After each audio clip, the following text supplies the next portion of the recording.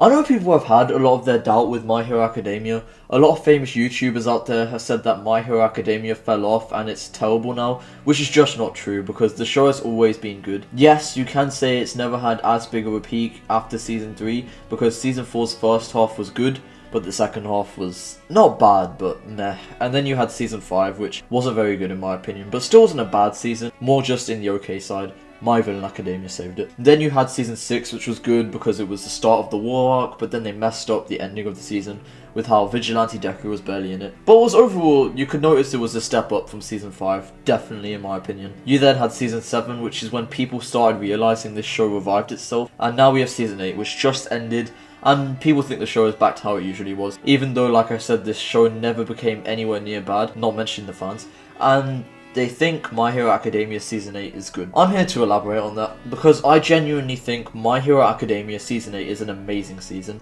Not perfect, but man, it is real good. First off, I gotta start with saying how is the animation in this season and just for the most part. So mostly it's actually good, but not great. I definitely think some episodes could have been animated better, especially since I found out recently this animation studio is by the same people who made Mob Psycho, and if you don't know, those fights in that show look incredible. So it's just weird that in this season, especially the finale for very popular shonen, they didn't really go all out in the Deku fights like they did in Mob Psycho. Like, between All For One and Deku, don't get me wrong, it was a very good fight, both writing-wise and the fight itself, more to the writing side.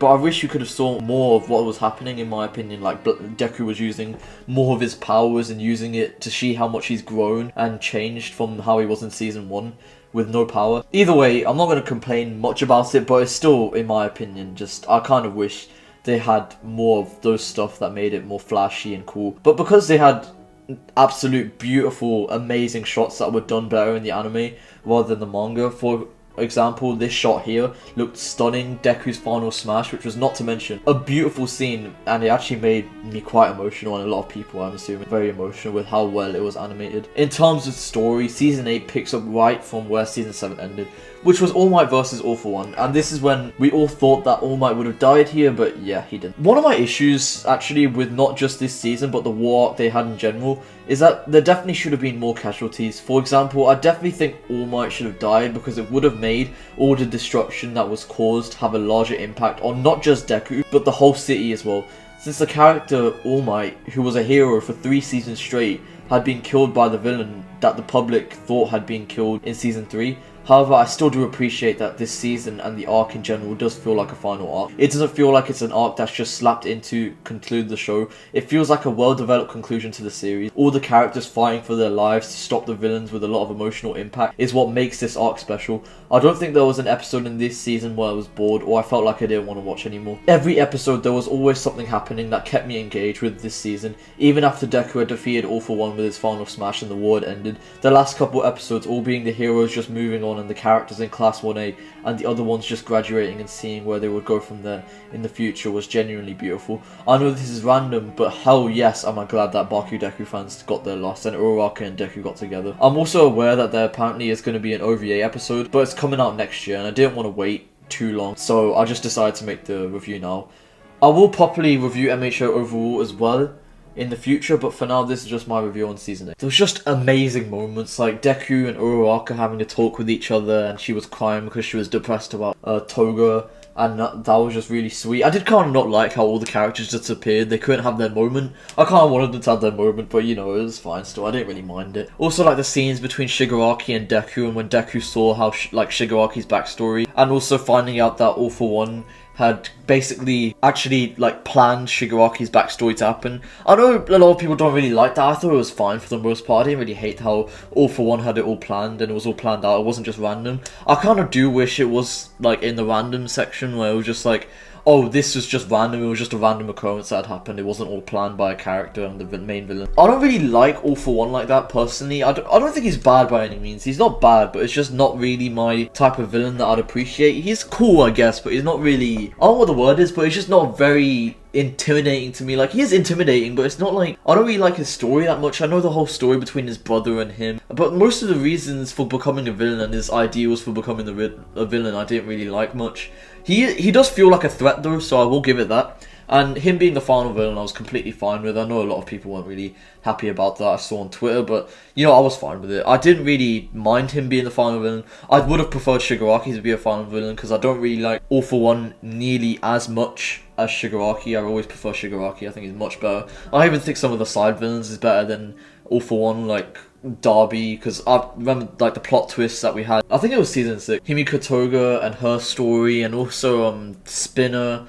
Stain was very good too. So I feel like all these villains are a lot better than All For One, in my opinion. I just personally think. Oh, speaking of Spinner, actually, I also really like the scene how Shigaraki said to Deku to give these words to Spinner, and it was actually a very nice scene between them two. Like Deku's final words to Shigaraki, I thought that was very sweet, and it was also just like very emotional. This season had about 11 episodes. It didn't have like, you know, 24 episodes. I think that's how usually MHA has. It only had 12 because it was a small, like, they didn't have much to end the show. They only had like a couple more chapters left, so it wasn't like a long stretch of episodes. So yeah, I think that's why it was only like 11 episodes. I know it is getting an OVA, like I mentioned before. I don't really know what it will be. It'll probably have some more panels and more shots animated, which I do want to see happen because apparently they look really good. I've seen some of the manga ones and they do look good. And yeah, it was very nice to see this show end, and it also went out with in my opinion, they went out with a highlight. They went out well. It didn't go out badly. It had a good conclusion, and it felt like there was a conclusion. It did not feel rushed. It didn't feel like it was something that was just forced in there, like Jujutsu Kaisen's ending. It felt well fleshed out, and I was happy with that ending, and I think a lot of people were happy with the ending. Because speaking of, the IMDb reviews are actually really good for this season as well. I'll put a picture on screen, but pretty much every single episode in My Hero Academia Season 8 literally has, like, basically a 9 or above. It's just amazing, the ratings. Like, they have not got a single, they haven't even got a single 8 out of 10. They've got a literal 9 or above. And I know the amazing episode, which was episode 8, that didn't really actually have, that originally had a 10 out of 10, I think, and then it went to a 9.9 or something, and then it went back down to a 9.8. Casual fans of anime fans just like downvoting, of course, because they just want to. But that was a 10 out of 10 episode in my opinion. I think this season offers, in my opinion, the top 3, and it's not even third. Probably the second best episode in the entire series, episode 8. And that is when All For One takes over Shigaraki and Deku runs and everyone's supporting him and he does one final smash. I think that was very beautiful. Overall, the final season of MHA is near perfect and is actually an amazing conclusion to the arc in general, with a great character developments and a lot of emotional moments and cool fights.